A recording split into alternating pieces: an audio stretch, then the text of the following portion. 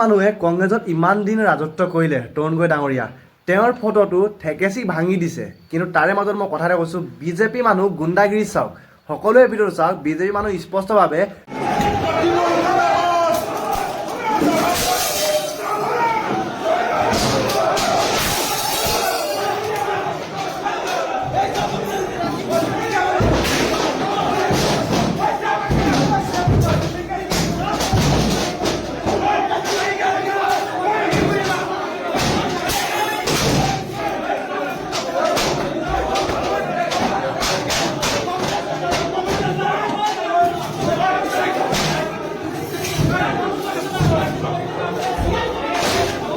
আপোনালোকে সকলোৱে গম পাইছে আৰু দেখিছে স্পষ্টভাৱে ইমান লজ্জিত মানুহ আছে নহয় অসমত মানে লজ্জিত মানুহৰ হদ পাৰ হৈ গৈছে তো গাইছ এইখিনিতে কথা এটা কওঁ আপোনালোকক যদি মানুহ ন এনেকুৱা হয় তেতিয়াহ'লে অসমখন কিন্তু একেবাৰে ধ্বংস হৈ যাব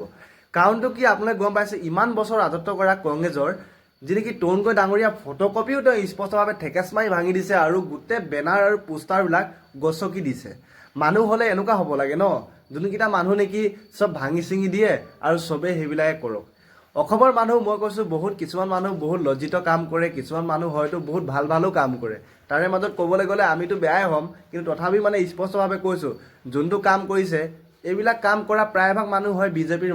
বিজেপিৰ মানুহে এইবিলাক কাম কৰে বেলেগ কোনো মানুহে নকৰে কিন্তু তাৰে মাজত ভাবি চাওকচোন প্ৰাক্তন মুখ্যমন্ত্ৰী তৰুণ গগৈৰ ফটোকপিও তেওঁলোকে গছকি দিছে ভাঙি দিছে তাহলে কিমান লজ্জিত কাম কৰিছে ইমান লজ্জিত মানুহ থকাতকৈ নথকাই ভাল আৰু ইমান লজ্জিত কাম কৰাতকৈ নকৰাই ভাল কাৰণটো কি আপুনি গম পাইছে